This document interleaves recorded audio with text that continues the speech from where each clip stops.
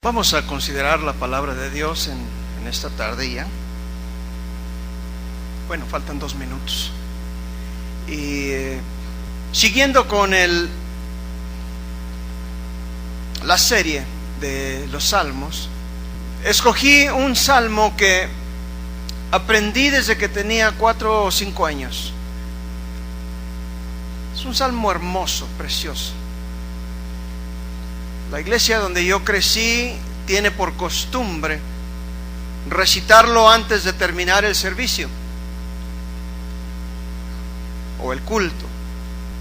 De manera de que a través de mi vida ha sido un salmo muy especial.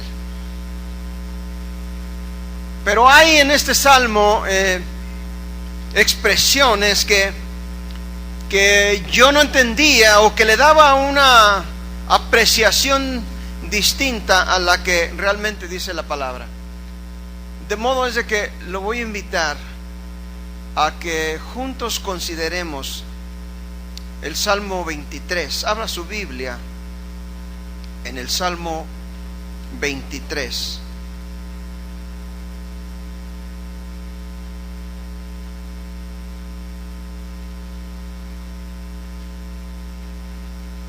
Antes vamos a orar, vamos a pedir la asistencia de Dios y de su Espíritu Santo. Señor, cierre sus ojos. Gracias, Señor, porque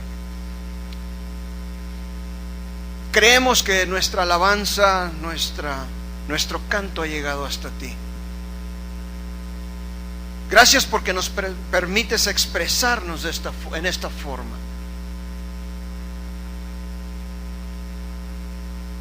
Gracias por tu presencia. Ahora, Señor, queremos considerar tu palabra. Permítenos ahora nosotros escuchar tu voz. Y que sean gratos los dichos de nuestra boca y la meditación de nuestros corazones delante de ti, oh Dios. Roca mía, Redentor mío. Amén.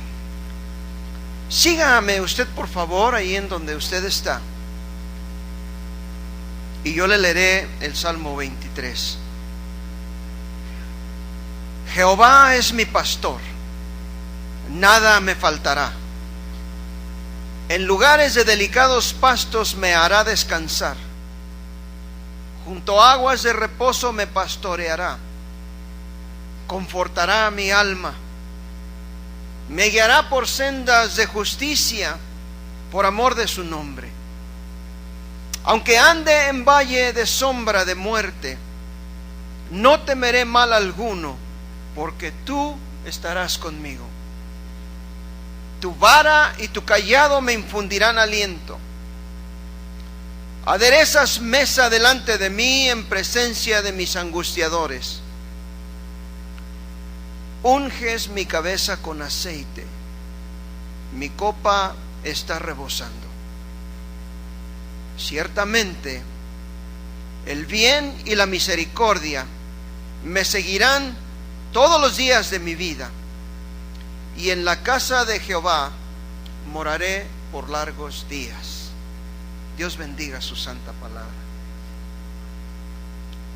Quiero empezar esta consideración con una pregunta retórica, una pregunta que no es real, es imaginaria. Si usted pudiera ser algún animalito del campo, ¿qué animalito le gustaría a usted ser? Y esta clase de preguntas es interesante porque cuando se le hace a los niños, la imaginación de ellos vuela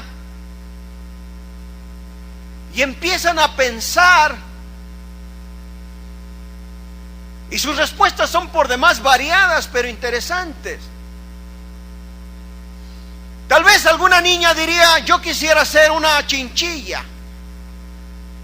La chinchilla es el animalito de donde hacen los abrigos de mink.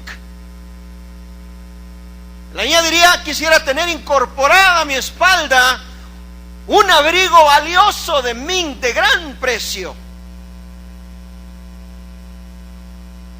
Y me imagino a un muchachito diciendo: yo quisiera ser un gorila para golpearme en el pecho y rugir de tal modo que espantar al más pintado, subirme a los árboles con gran facilidad y sin mayor esfuerzo, andar descalzo todo el día, comer todo lo que quiera y dormir todo el tiempo que yo quiera. Tengo un amigo que en una ocasión me dijo que a él le hubiera gustado ser elefante, con esas patotas enormes que tienen y unas orejotas enormes que parecen abanicos. Decía él, para poder absorber todo el agua que yo quiera con esa trompota y aventarla exactamente para donde yo quiero.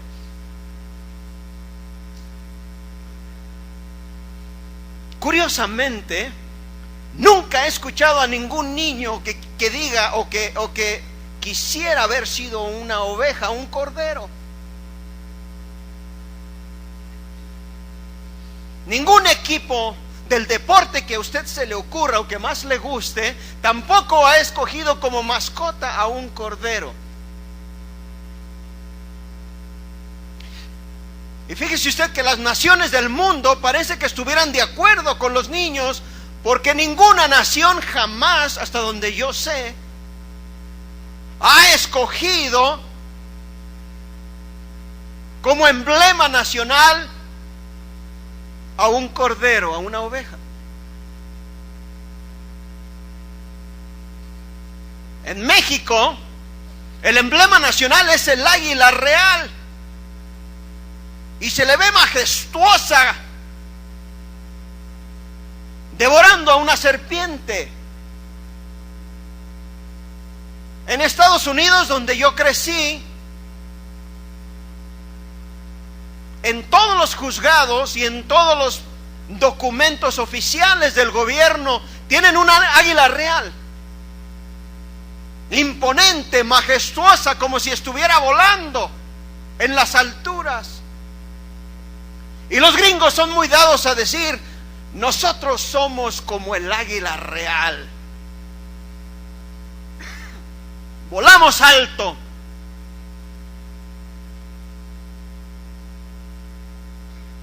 Más allá del Atlántico, la nación de Inglaterra ha escogido como símbolo nacional a un gran león. Es un león que está cuidando la entrada, las puertas al reino. ¿Y a quién se le ocurre increpar o desafiar a un león a la puerta? Que tiene las grandes fauces y los filosos colmillos y unas garras que de veras dan miedo. Y el rugir, cuidado.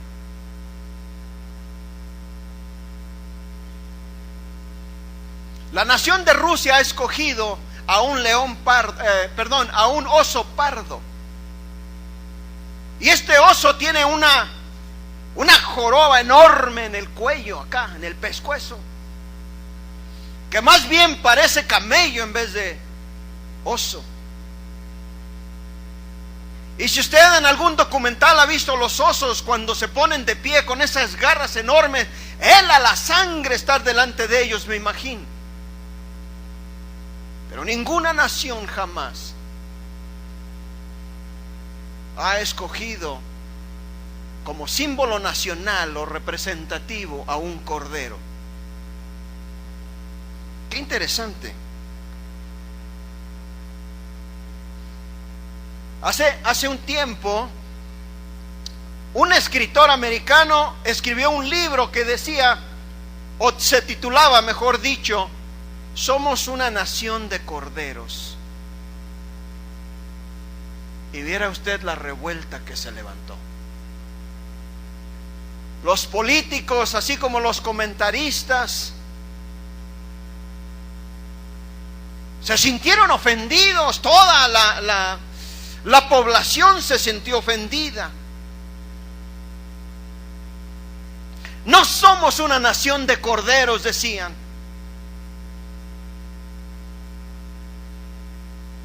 Es un gran insulto para la nación, dijeron. Políticos críticos de la literatura americana. Pero, ¿por qué no consideramos un poco las características, el currículum de un cordero, de una oveja? Estoy seguro que no vamos a encontrar nada interesante o impresionante, porque mire usted, carecen de todo sentido de dirección. Se pierden fácilmente. Son despistadas. Dicen los que saben que cuando usted anda en caballo en el cerro, en el monte, y usted se pierde, lo único que tiene que hacer es soltar la rienda y que el caballo va a encontrar el camino. Porque el caballo tiene un sentido de dirección, pero las ovejas no. Además son totalmente indefensas, no tienen colmillos ni garras. Tampoco una personalidad intimidante como el león. Se asustan fácilmente con cualquier ruido, por inofensivo que ésta sea. Y entran en pánico y corren en todas direcciones. Y su rugir, ¿ha escuchado usted rugir a un cordero? No. Ellos balan. Y eso no asusta a nadie. A ningún depredador asustaría. Lo único que hacen con ese balido es atraer a las fieras feroces para devorarlos, para comérselos y volverlos hamburguesa. Además son bastante sucias. Y lo único bueno que producen, se les trasquila con facilidad. Todo lo que usted tiene que hacer es agarrarlas y solas se dejan caer y se dejan trasquilar.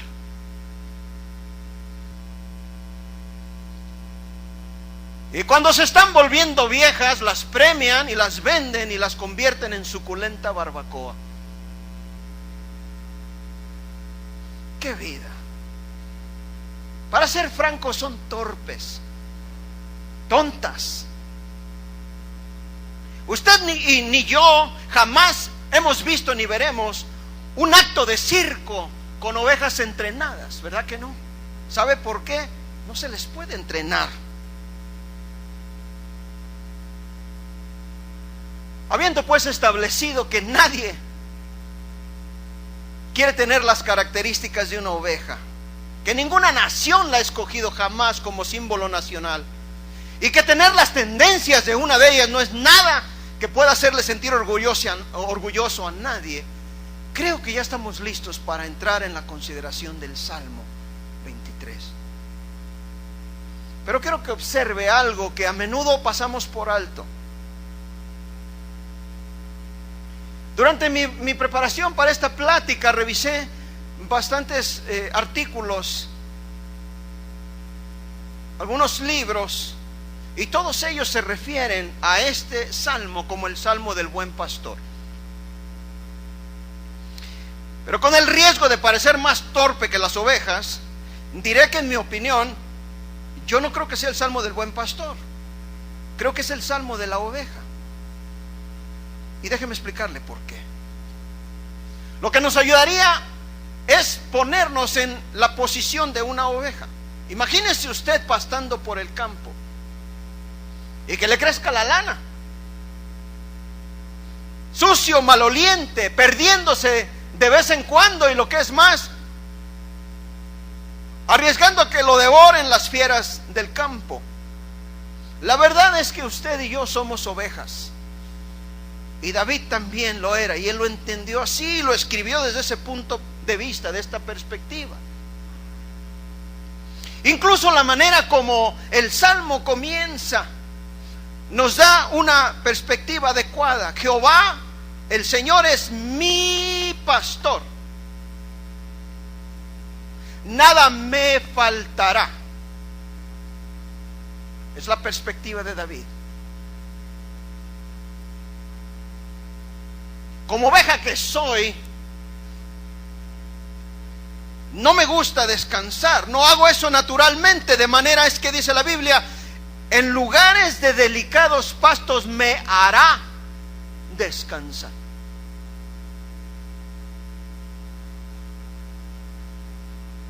En el ir y venir de la vida y de esta sociedad que se mueve a más de 100 kilómetros por hora, donde hay poco tiempo para descansar. Leí un artículo que dice que los mexicanos somos una de las sociedades que menos duerme.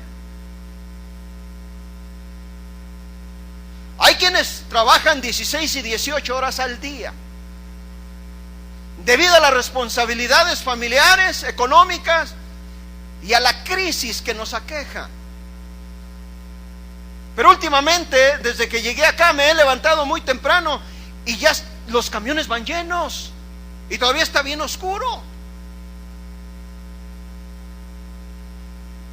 Y a las 12 de la noche también van llenos.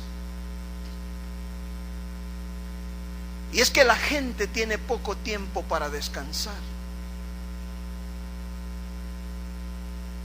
Junto a aguas de reposo me pastoreará, confortará mi alma, me guiará por senda de justicia por amor de su nombre. Todos estos versos están escritos claramente desde la perspectiva de una oveja, porque nosotros podemos relacionarnos con las ovejas, jamás nos podríamos relacionar con el pastor o identificarnos con él.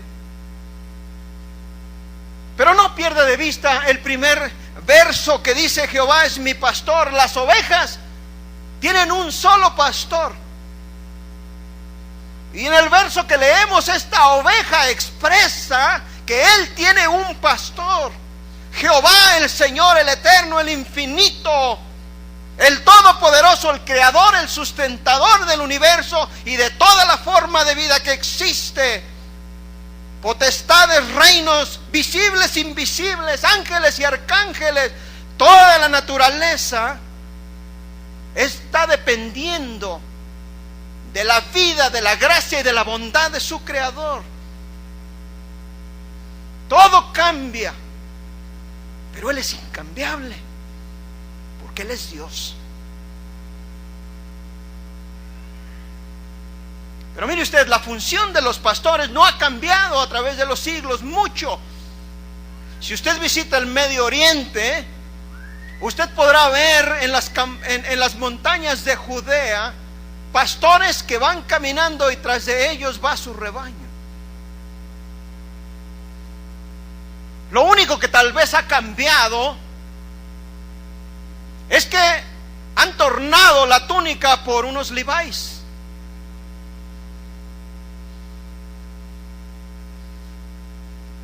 Y las sandalias por unos sneakers o unos Adidas.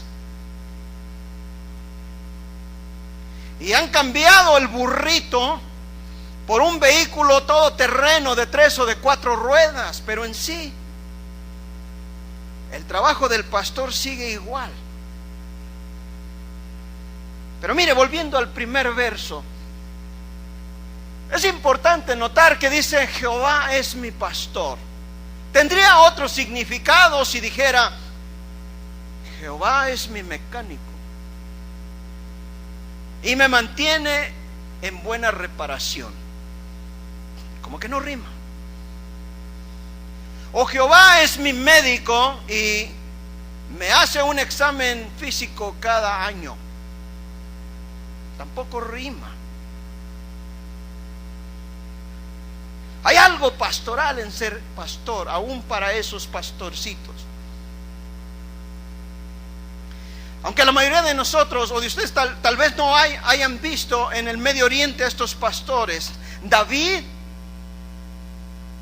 se identificaba fue un pastor y cuidaba el rebaño de las ovejas, por lo tanto se identificaba con ellas. Es mi pastor, decía David. A propósito, ¿quién es su pastor? muy a menudo establecemos una relación de tal modo con nuestra esposa o nuestros esposos, de tal modo que ellos llegan a ser el pastor nuestro. O nuestros pastores aquí en la tierra, a quienes amamos entrañablemente y los admiramos, los apreciamos, y llegan a tomar el rol del pastor. O nuestros padres, a nuestros abuelos, a quienes veneramos y amamos entrañablemente también, solamente que hay un problema: también ellos son ovejas. Solo hay un pastor, porque solo Dios puede dar gracia y consuelo divino en las horas más negras de la existencia del ser humano. Y solo Él puede darnos lo que nos falta, de tal modo que el salmista puede expresar: nada me faltará. ¿Por qué? Porque Él me conoce. Nos conoce más que nosotros a nosotros mismos. Él sabe su nombre y el mío. Él conoce mis necesidades y las suyas. Conoce nuestros sueños, nuestras metas, nuestras aspiraciones. Lo más recóndito de nuestra mente y nuestro corazón, Él lo conoce, está delante de Él, como un libro abierto. Pero también conoce nuestras luchas, nuestros temores, nuestras debilidades. Y nos conoció antes que naciéramos. Ahí estuvo en el proceso de la gestación. Y cuando usted y yo exclamamos el primer llanto, ahí estaba Él, en la niñez, en la escuela, en el juego. Ahí estaba.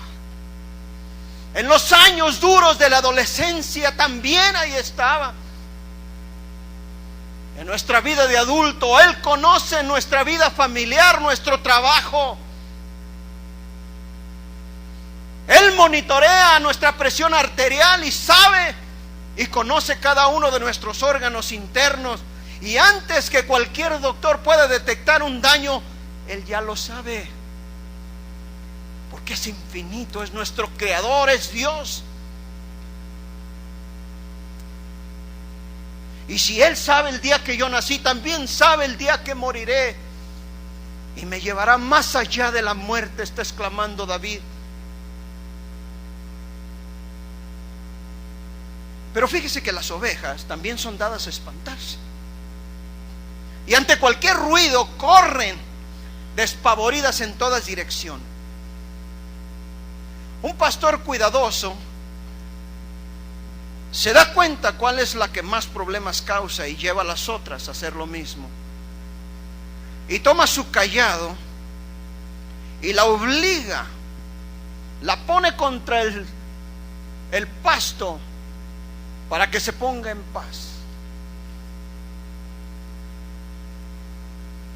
Y de repente las otras también hacen lo mismo.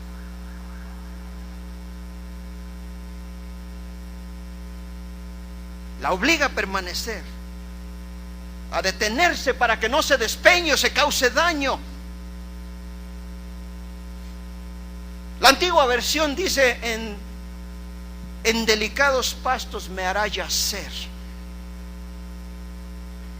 La mayoría quiere subrayar los delicados pastos, pero creo que lo que David quiere subrayar es el hecho de que me hará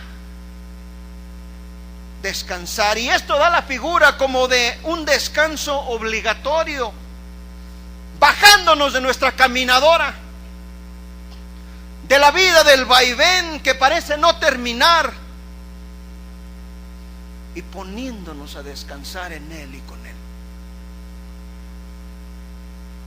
Junto a aguas de reposo me pastoreará. Una vez que la oveja descansa, o las ovejas descansan, naturalmente tendrán sed.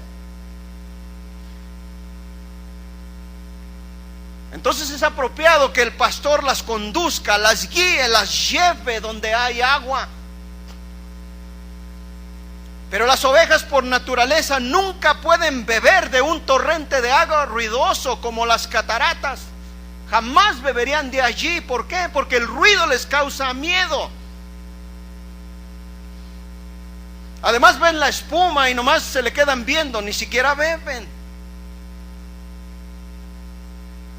Y un pastor que se precia de ser buen pastor, con su cayado toma algunas piedras y hace un remanso para que ellas puedan tomar y beber hasta saciarse en medio de las aguas torrenciales. Y esto es lo que Dios hace por nosotros. Tal vez el Señor le esté forzando a usted a descansar, haciéndole entender que usted no es dueño de su vida, que la vida es mucho más de lo que usted escribe en su calendario de actividades.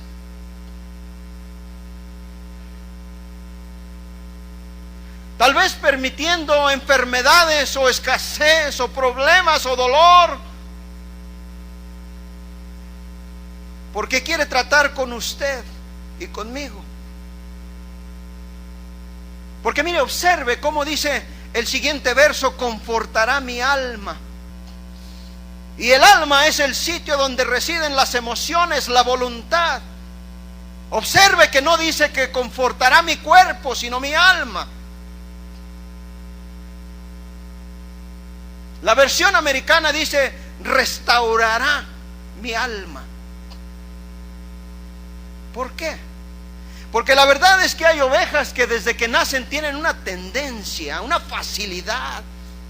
Pareciera que están destinadas a ir por el camino equivocado. Hay una habilidad increíble para descarriarse. Algunos tenemos hijos así, ¿no es cierto? Y nos duele. Y a veces perdemos el control, no sabemos qué hacer.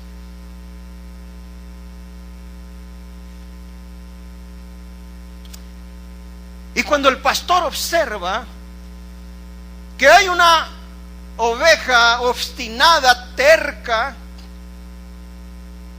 que no quiere entender y que su conducta es destructiva,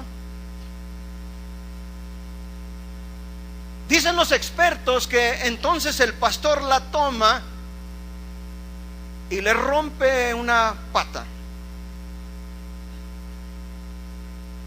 la entablilla y se le echa al hombro, y ahí la trae. Y él conoce los tiempos hasta que la fractura sana,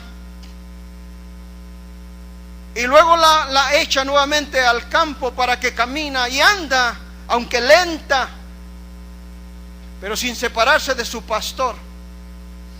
Interesantemente dicen los especialistas y los que saben que rara vez una oveja que ha pasado por este proceso se descarría de nuevo. Fíjese usted, la palabra restaurar quiere decir volver o poner una cosa en su estado en que se encontraba. Y es la manera como muchas veces nuestras almas son vueltas al estado que deberían estar, el estado de gracia,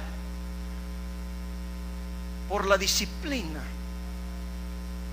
con propósito que Dios tiene para nosotros.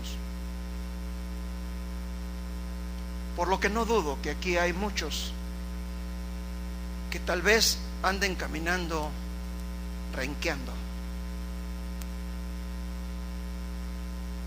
porque Dios quiere tratar con ustedes y conmigo. Quiere decirnos que descarriarnos no es algo que valga la pena. Quiere decirnos que no vale la pena descarriarse y que no va a tolerar más nuestras actitudes. La Biblia en Hebreos 12:11 dice: es verdad que ninguna disciplina al presente parece ser causa de gozo, sino de tristeza, pero después da fruto apacible de justicia a los que en ellos han sido ejercitados.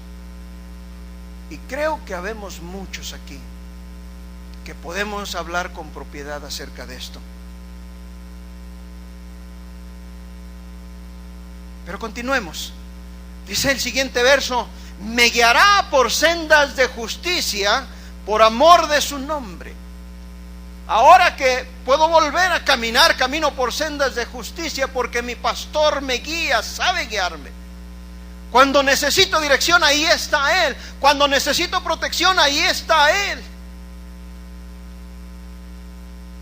Dice un himno de esos de antaño, de 1400 y cacho, 1600 de perdida: me guía Él con cuanto amor.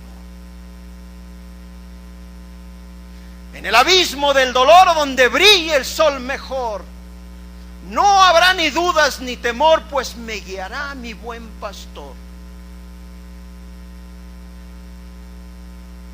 Por amor de su nombre. La versión en inglés es por demás interesante, y dispénseme, como crecí allá, también me aprendí la Biblia en inglés. Y la Biblia en inglés dice: por amor de su reputación, de su buena reputación. Y me gusta esta expresión: por amor de su buena reputación. La mía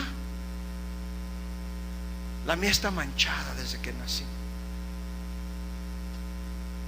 No es buena del todo, pero la de mi pastor es intachable. ¿Quién me acusa de pecado?, dijo Jesús. Todos callaron porque nadie podía adjudicarle pecado.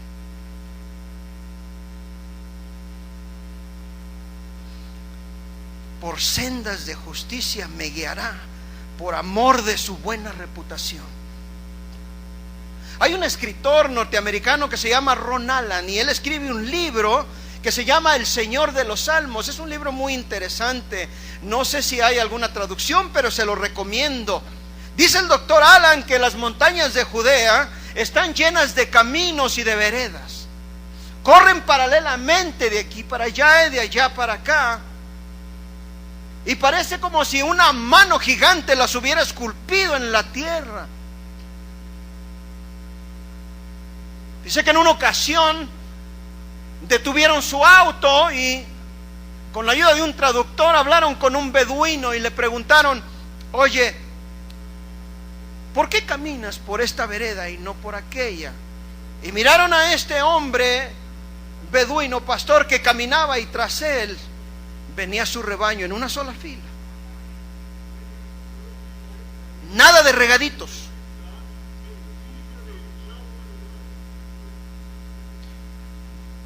Para su sorpresa, el beduino exclamó y dijo: es que es nuestro camino, es nuestra vereda. Siempre hemos caminado por aquí. Y antes que yo, era vereda de mi padre y de mi abuelo antes que mi padre. Es mi vereda. Mire usted, esta vereda es de Ibrahim, y por ahí camina él con su rebaño. Y aquella de más allá es de Ramsey, pero esta es la mía. Las ovejas conocen a su pastor y caminan cada cual por atrás de él porque le conocen. Y eso es lo que Jesús exclamaba cuando decía: mis ovejas me conocen y oyen mi voz. Los siguen porque saben que les guía y les cuida en medio de la tormenta, en medio de la noche, en medio del peligro. Porque en el monte, en el cerro, no hay anuncios que digan: cuidado, atrás de esa roca está un lobo hambriento, o un oso, o un león. Mi pastor sabe guiarme y me llevará más allá de la muerte. Él es Dios, es soberano, Él escogió el camino. Y mi trabajo consiste en seguirle fielmente hasta el final.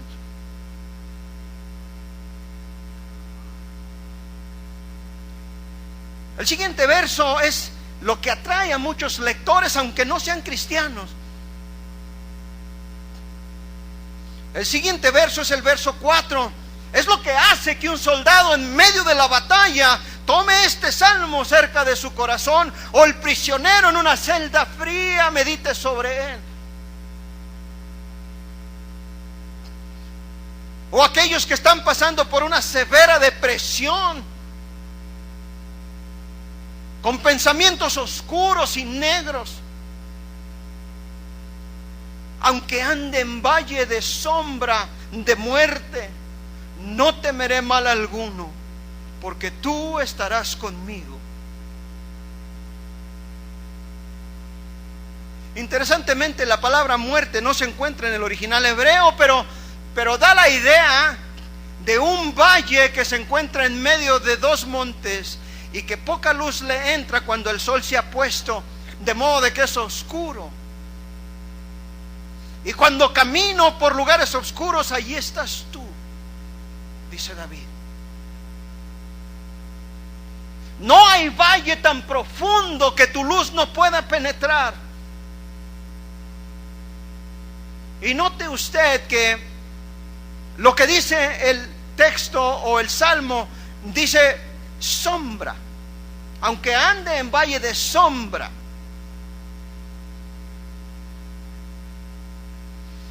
El gran expositor inglés, el predicador Charles Spurgeon, escribió de esta manera y dice: no es el valle de la muerte, sino solo sombra de muerte, porque la muerte en su sustancia ha sido removida y solo la sombra de ella ha quedado. Y donde hay una sombra, luego debe haber una luz. Y así es. La verdad es que la muerte está en el camino donde todo ser humano debe transitar. Pero la luz del cielo que brilla en nuestros corazones y va delante nuestro nos alumbra para no temer. Una sombra es inofensiva, no puede hacer nada, no puede detener a nadie en el camino ni un segundo. La sombra de un perro no puede morder. La sombra de una espada no puede herir, y la sombra de la muerte no puede matar ni destruir a nadie. Por lo que lógicamente concluimos que no debiéramos de temer. Pero la verdad es que tememos. Somos frágiles. Y ante la enfermedad, ante la adversidad, nos cimbramos en nuestro interior. Hay quien teme a la oscuridad, hay quien teme al futuro, hay quien le teme al silencio. ¿Qué será de nuestros hijos?, decimos. Hay veces que me dan ataques de ansiedad, decía un hombre. Tuve de cliente a un hombre de 58 años de edad que me decía: mire, señor Martín del Campo, cuando yo llegué a Estados Unidos, yo tenía 18 años. El primer trabajo que me dieron, me pagaban $8 la hora. Trabajé como burro, dice. Aprovechando cada hora extras que me daban para ganar más dinero. Y me enfrasqué en el devenir de la vida y de trabajar y de lograr, y finqué mi primera casa, y luego aprendí el oficio de carpintero y construí otra, y compré otra y otra, hasta que acumulé varias. Y pensé erróneamente que la economía iba a permanecer siempre hacia arriba. Y hoy las he perdido todas.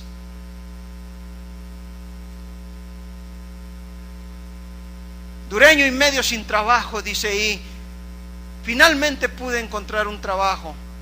Hoy tengo 58 años. ¿Sabe usted cuánto me ofrecen? $8 la hora. Y empezó a llorar. Parece como si 40 años se hubieran ido a la basura. Tengo que volver a empezar a mi edad, decía, y lloraba amargamente.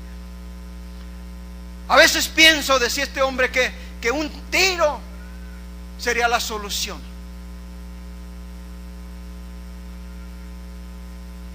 Y Dios me dio gracia para anunciarle acerca de este pastor.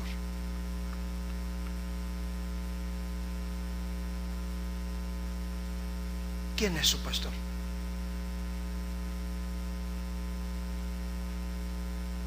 No temeré mal alguno, porque tú estarás conmigo. Pero mire lo que infunde aliento. Dice, tu vara y tu cayado me infundirán aliento. La vara es lo que en inglés le llaman un club.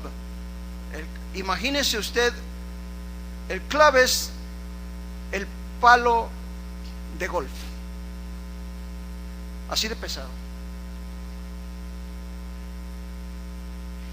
Y es lo que el pastor utiliza para romper el espinazo de un lobo cuando se atreve a tratar de llevarse una de sus ovejas.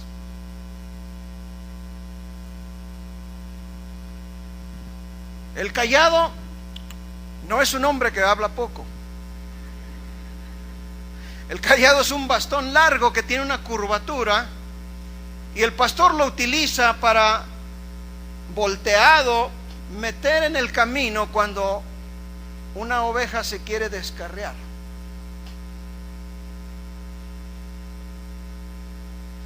José, por ahí no es, hazte para acá. Cuidado María,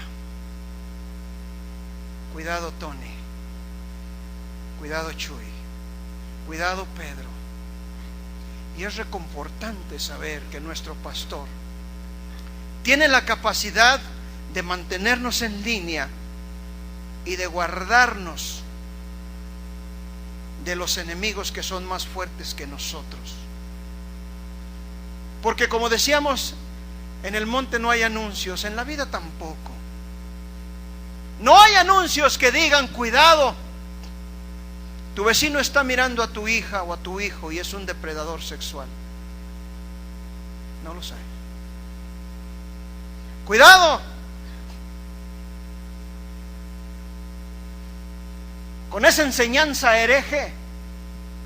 A menos de que usted esté cimentado en la palabra, enraizado fuertemente en la palabra, usted las podrá detectar, pero de otro modo no hay anuncios. Y tal vez si los hubiera, ni siquiera nos detendríamos a leerlos, como suele suceder. Por eso es que necesitamos de un pastor con una vara y con un cayado para infundirnos aliento, mantenernos en línea y guardarnos del peligro. Pero ahora llegamos a una parte que a mí de niño me costó mucho trabajo entender. Aderezas mesa delante de mí en presencia de mis angustiadores. ¿Qué es eso? ¿Acaso vamos a comer almuerzo juntos con mis enemigos? Y yo nunca he visto una mesa en un desierto más que en los comerciales de televisión, y eso no es real. Unges mi cabeza con aceite. Cuando yo era niño me imaginaba a David chorreando de aceite por los hombros. Mi copa está rebosando. Yo pensaba que la copa era de aceite, pero no es eso lo que dice la Biblia. Otro especialista en el Medio Oriente se llama el doctor Charles W. Fleming. Lo describe tan bien y tan claro en su libro. Es un trabajo excepcional acerca de los pastores del Medio Oriente. Fíjese, él escribe que cuando un pastor llega a un lugar donde no ha llevado a su rebaño a pastar, no lo suelta inmediatamente para que empiece a pastar. Él sabe que hay peligros acechando a sus ovejas. Hay enemigos naturales de las ovejas, por lo cual él empieza a caminar de acá para allá para revisar el lugar, de modo de que no haya peligros. Y en esa región hay unas serpientes cafeses que son enemigos naturales de las ovejas y que viven en la tierra y de repente salen y muerden a la oveja en la nariz. Sus mordidas infectan de tal manera que cuando la oveja es débil y ha estado enferma pueden producir la muerte. Pero el pastor que se precia de ser buen pastor camina por el monte y revisa los hoyos que hay en el suelo y rocía el aceite que trae en su cintura en la entrada de la madriguera de estos animales. Pero también lo que hace es que rocía en la cabeza y en la nariz de la oveja.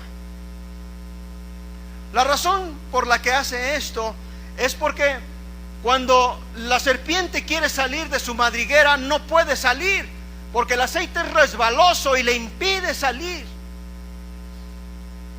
Y las que logran salir, el aceite sirve de repelente, y de ese modo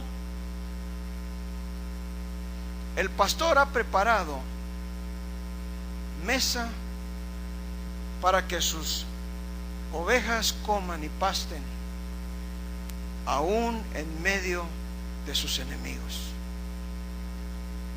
Y este es un cuadro muy interesante, porque Dios hace lo mismo con nosotros. Él prepara mesa para nosotros delante de nuestros adversarios. Solo entonces Él suelta su rebaño, unge literalmente la cabeza y la nariz de las ovejas, y no pueden ser atacadas.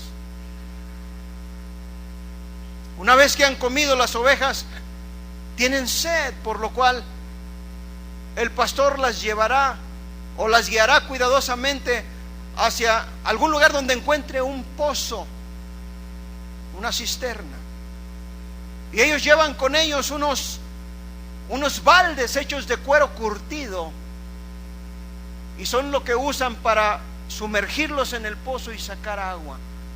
Y cuando ellos sacan agua, usted puede ver claramente el cuadro de un balde rebosando de agua.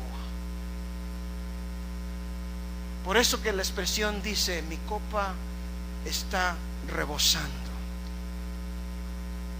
A veces este proceso dura horas, porque son muchas ovejas, pero el pastor cuidadosamente les da de beber hasta que están saciadas. Y esta es la figura de lo que Dios hace también con nosotros. A los sedientos, dijo Jesús, venid a las aguas.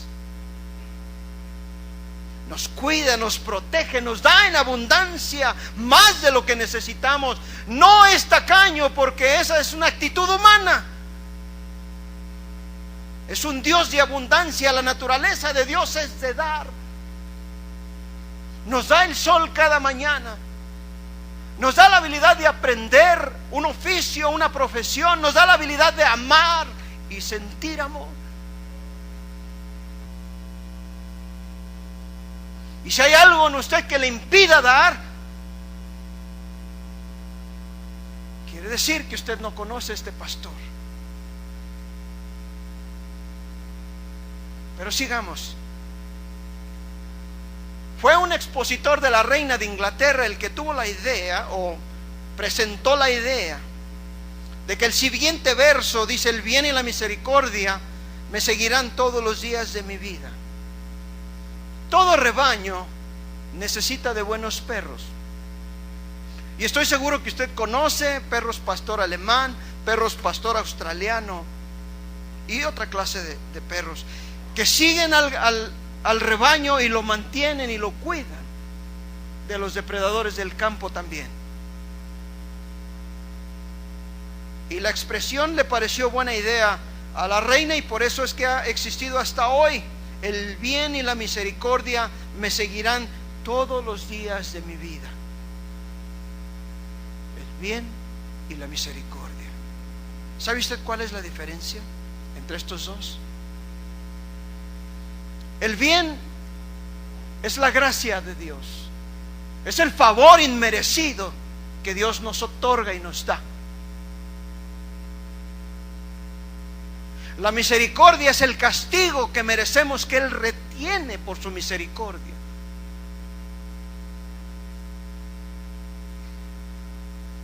La siguiente vez que tenga un par de perritos, no suena mal la idea.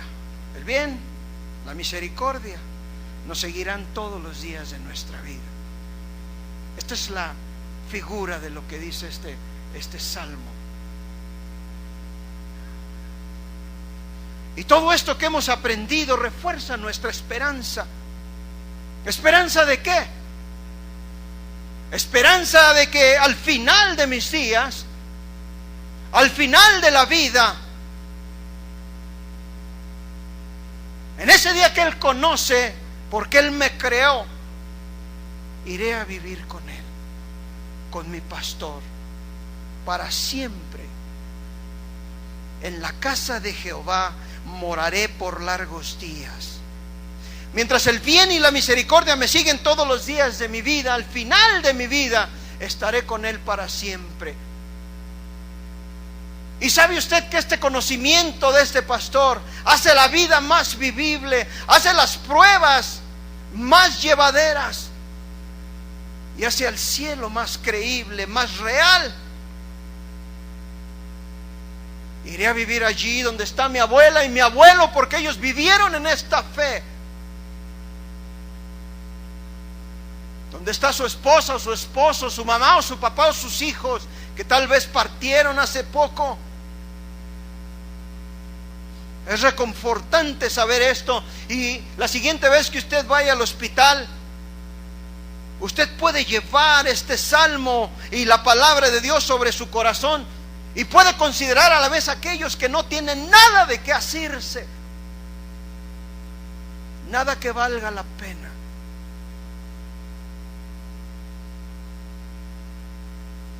Pero mire, comencé haciéndole una pregunta retórica,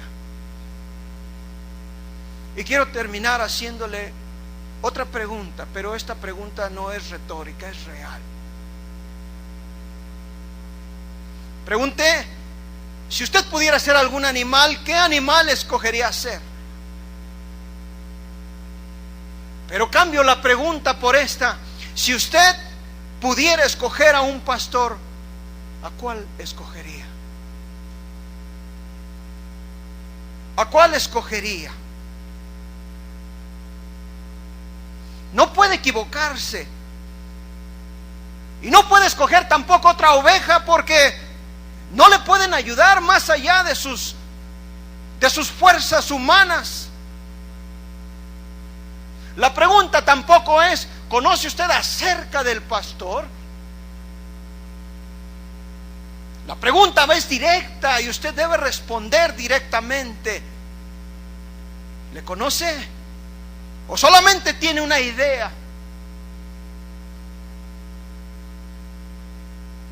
Se dice que en una ocasión llegó a una ciudad un gran orador,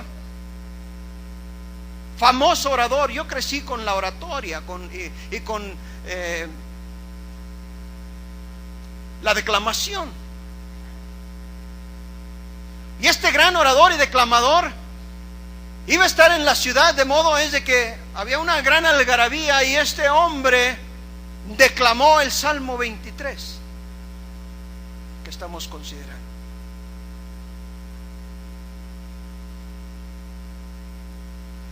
Pero cuando terminó, invitó a alguien de la audiencia a que lo declamara. Y en la parte frontal estaba un anciano, y lo invitó para que el anciano declamara este salmo. Y cuando el anciano empezó a declamar el Salmo 23, de repente la gente empezó a llorar. Los críticos de la ciudad y de los periódicos, cuando ya terminó todo, le preguntaron al gran declamador: oiga, ¿por qué cuando usted declamó la gente ni siquiera se inmutó, pero cuando este viejito declamó, removió el sentimiento de la gente y hubo gente que estaba llorando? Se dice que este gran declamador atinadamente respondió: yo conozco el Salmo 23, pero ese venerado anciano conoce al pastor del Salmo. ¿Y usted?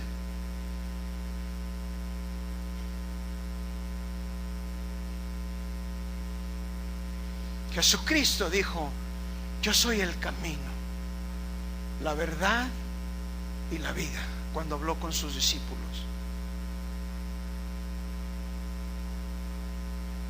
No es Mahoma para el Dios de los musulmanes, o su profeta Alá, o Alá y su profeta Mahoma.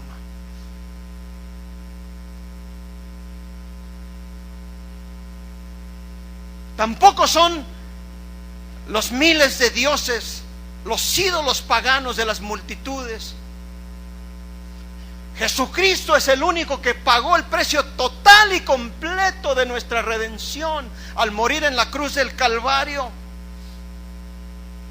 Y Él es el único que tiene el derecho de expresar: yo soy el camino, la verdad y la vida, y nadie viene al Padre sino por mí.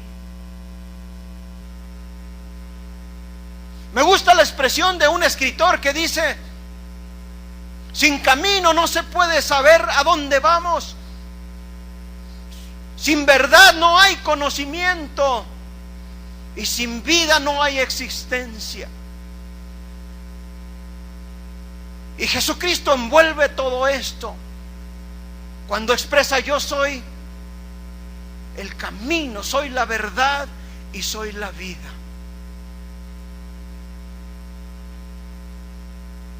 Si usted no tiene este pastor, no se puede equivocar, porque si no lo tiene a él, entonces tal vez otra clase de pastor le diga que lo puede llevar a través de la vida, pero nunca lo llevará más allá de la muerte, porque solamente él puede ofrecer esto y lo cumple, no miente. ¿Le conoce usted? Póngase de pie, por favor.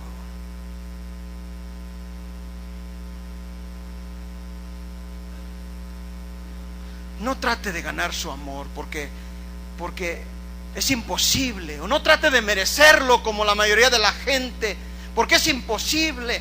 Tampoco trate de pagarle por su más preciado regalo, que es la salvación. Solo acepte el regalo y podrá entonces con el salmista apropiarse este salmo y decir: Jehová es mi pastor.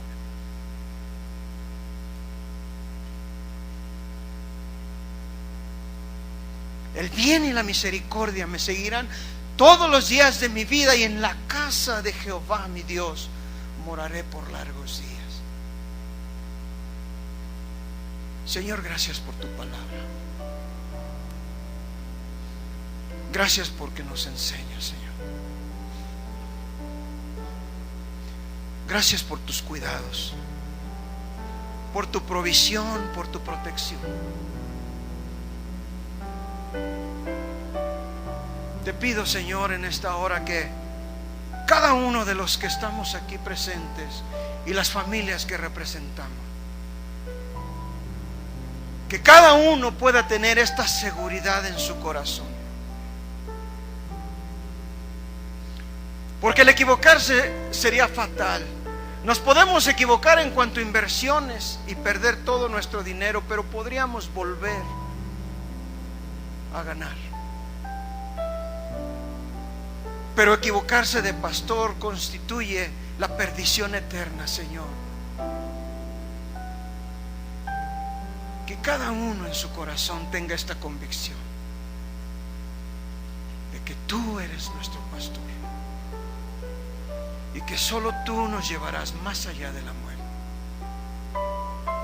Y que al considerarlo, Señor, dejemos el orgullo y la vanidad que es tan prevalente entre nosotros, porque realmente nos parecemos a las ovejas indefensas. Pero guíanos, Señor, guárdanos, restáuranos, y hemos de darte siempre la honra y la gloria que tú mereces. En el nombre de Cristo Jesús, mi pastor, mi Salvador.